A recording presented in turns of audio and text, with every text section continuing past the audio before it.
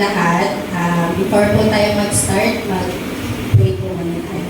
Hallelujah, Lord God. Maraming salamat po sa araw ito. Narating niyo po ang mga kapatiran dito sa bahay-sambahan na nagtitas. Holy Spirit, humingi po kami ng kapatawaran sa inyo sa mga kasalanan namin nagawa sa isang buong linggo. Mga kasalanan sinasadya po hinihingi po namin ang inyong paglilinis mula ulo namin ng kalagayan. Holy Spirit, lead me and guide me. Wala pong lalabas sa aking bibig na hindi magagaling sa inyo. Ito po ang aming samsama namin sa pangalan ni Jesus. Good morning po. Yung PS po natin ngayon,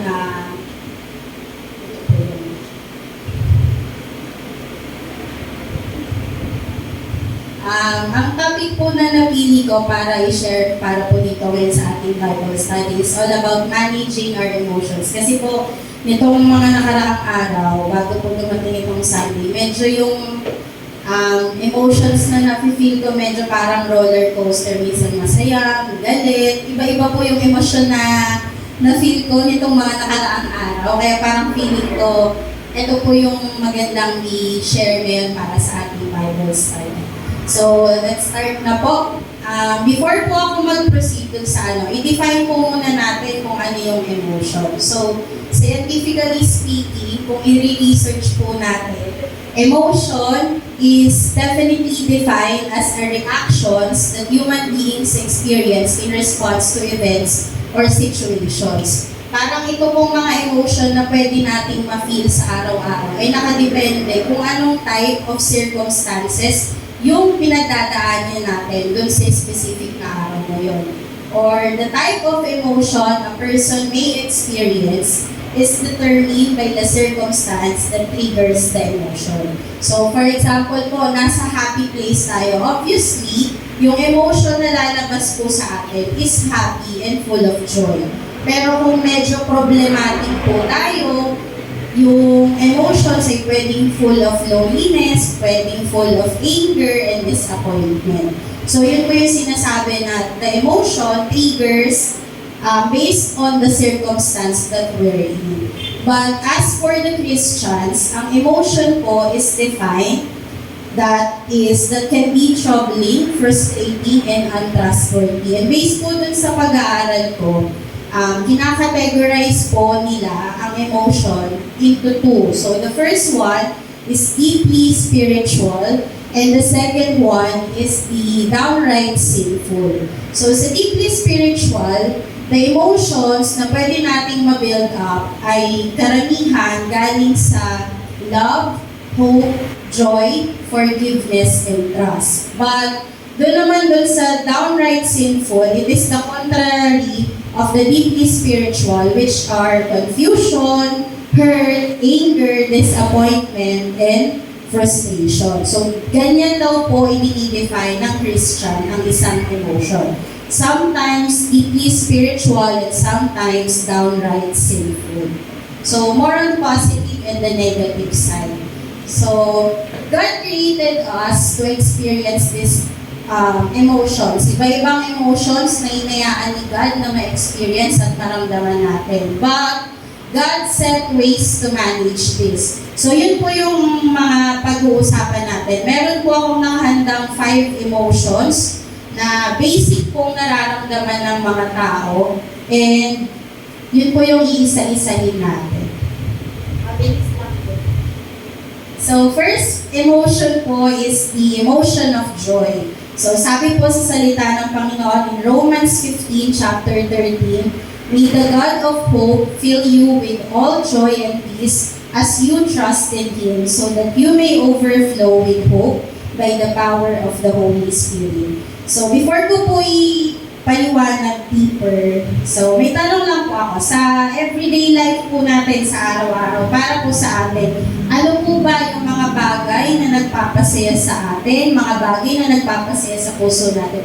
Pwedeng sino, pwedeng ano, yung mga bagay na ito na nagbibigay ng joy sa buhay mo.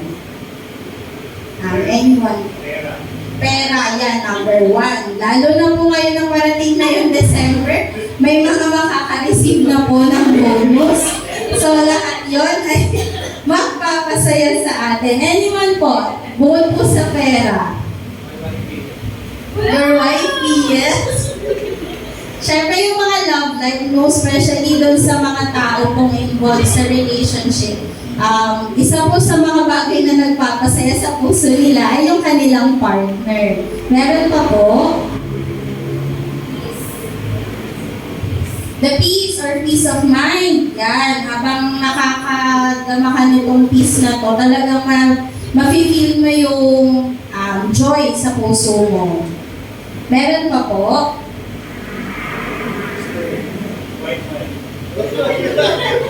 yung wifi daw po, yan, yung mga maliliit na bagay na hindi naman talaga napapansin ng karamihan, ay nagbibigay ng joy. So, lahat naman po tayo, meron tayong iba't ibang source of joy sa araw-araw. Pero pag tinignan po natin spiritually, ang ating mga sarili, ang tanong dyan, may joy ka bang pumunta dito sa church every Sunday? Or baka napipilitan ka na lang kasi obligatory na sa puso mo na pumunta ng church every Sunday. Or, kung nagpupuri po ba tayo sa joy, meron po ba tayong real joy na nararamdaman? Kunyari na-assign ka, ikaw ang mag-lead ng opening prayer. Habang nag-lead ka ng opening prayer, totoong masaya ka po ba na ikaw yung nag-lead sa lahat habang nagdadasal kayo dito sa harapan? So yun po yung joy. Hindi lang po siya dahil kailangan mong maging masaya. Kailangan you need to find deep inside the real joy na pwede mong ihain para sa ating Panginoon. Lalo na din po, isa na din po yung bagay na kapag nako-correct po tayo ng isa sa mga kapatiran natin or lalo na po ni Bishop, nakikita po ba natin to na masaya ka, na nakorek ka or nasasaktan ka? Hindi mo napapansin na yung pagko-correct sa'yo ng isa sa kapatiran mo or ni Bishop ay paraan lang niya ng pagpapakita ng pagmamahal niya, ng care niya sa'yo. So yun po yung joy. You need to find joy and peace as you trust in Him. Sabi din po, you need to learn to rejoice in the past, present, and future. Hindi lang po yung panandalian ng unang, let's say, Monday, masaya ka pagdating ng Tuesday, Wednesday, Thursday, iba na yung mood mo. Hindi mo na ipinagpapasalamat na may galak yung araw-araw na nakukuha mo. Next po, next emotion is the emotion of fear. So, sabi sa Deuteronomy 31 verse 6, be strong and courageous, do not be afraid or terrified because of them, for the Lord your God goes with you, He will never leave you nor forsake you. So, ang halimbawa naman po na natin dito is yung mga taong walang Diyos. Kung wala kang Diyos, may takot na nabibuild up sa'yo.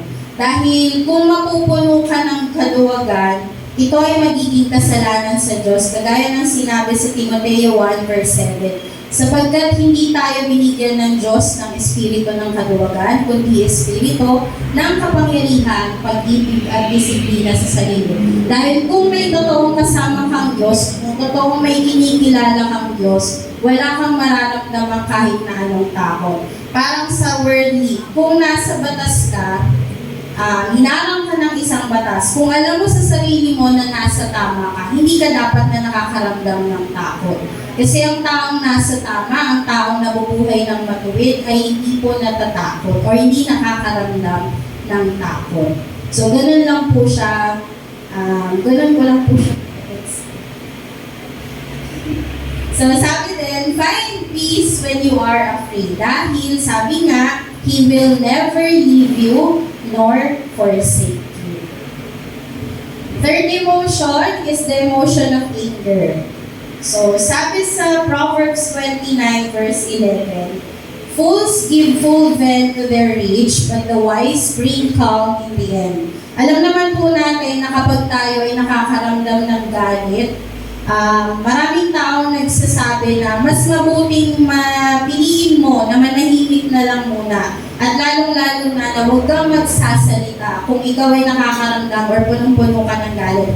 Dahil ang taong punong-puno ng galit sa kanyang puso, kung ano-ano pong masasakit na salita ang lumalabas sa kanyang bibig. Kaya nga sabi, fools give full vent to their rage. Inilalabas nila ng gusto yung galit na nararamdaman nila.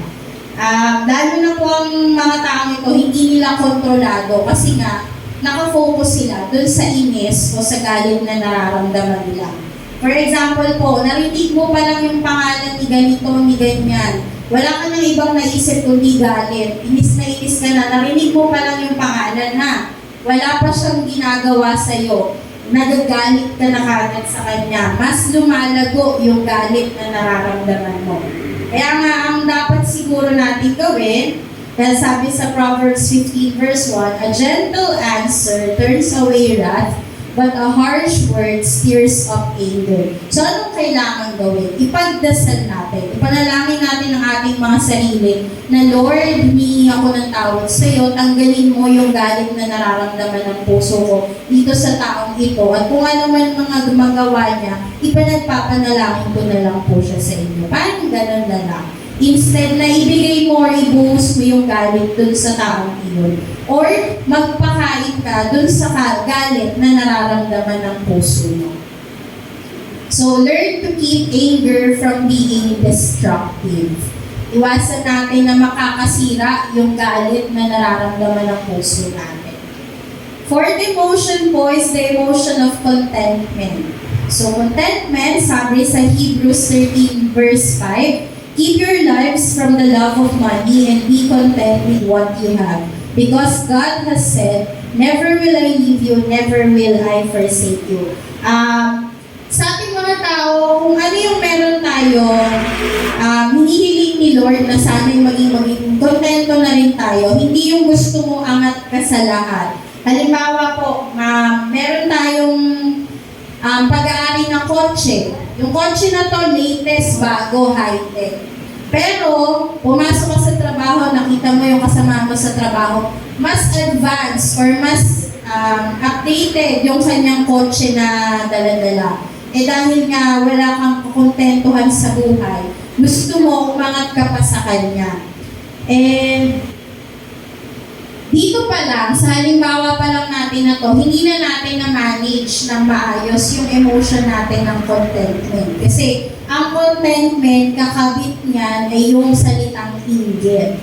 Kung may inggit ka sa kapwa mo, hindi ka talaga makukontento. Hanggat may inggit kang nararamdaman, hahanap at hahanap ka ng bagay na mas aangat dun sa taong kinaiingitan mo or dun sa bagay na kinaiingitan mo. Kaya madalas, yung mga small things na nakukuha natin, yung mga bagay na pinag-pray natin kay Lord, let's say gusto mo nang makapunta sa ganitong lugar, gusto mo ng ganitong bagay, talaga nga namang pinagpapasalamat natin, lubos natin pinagpapasalamat kay Lord. Pero yung maliit na bagay na nakakagising ka sa umaga, yung maganda yung tulog mo, payapa yung tulog mo, hindi nagagawang ipagpasalamat yun kay Lord. Minsan, napupuno ka pa ng ines kasi nabibitin yung tulog mo, naiistorbo ka, kaya nawawalan ka ng salitang contentment. Sabi, learn to find serenity regardless of the circumstances that you may in. And last emotion po is the emotion of disappointment. Sabi po sa Jeremiah 29 verse 11, for I know the plans I have for you, declares the Lord, plans to prosper you and not to harm you, plans to give you hope and a future. So disappointment, na yung iba sa atin nawawalan na ng gana dahil lang may gusto tayo sa buhay natin na hindi naman talaga kalooban ng Diyos para sa atin. Kagaya ng for example yung motor. Motor, na alam naman natin na gustong-gusto mo siya. Binigay mo na, nagbigay ka na ng service kay Lord, ikaw na ang nag-lead sa mga task. During the service, ipinagpe-pray mo ito. Pero hanggang ngayon, hindi mo pa rin nakukuha yung ipinag-pray mo. Pero hindi mo alam na yung motor pala na gusto mo ay hindi kalooban ni Lord sa'yo. Ang kalooban niya pala sa'yo, brand new car. So yun yung sinasabi natin na huwag kang ma-disappoint kung hindi mo nakukuha yung mga bagay na gusto mo. Sorry po. Dapat kasi hindi ako talaga may kaya ko nung Sorry po, sorry.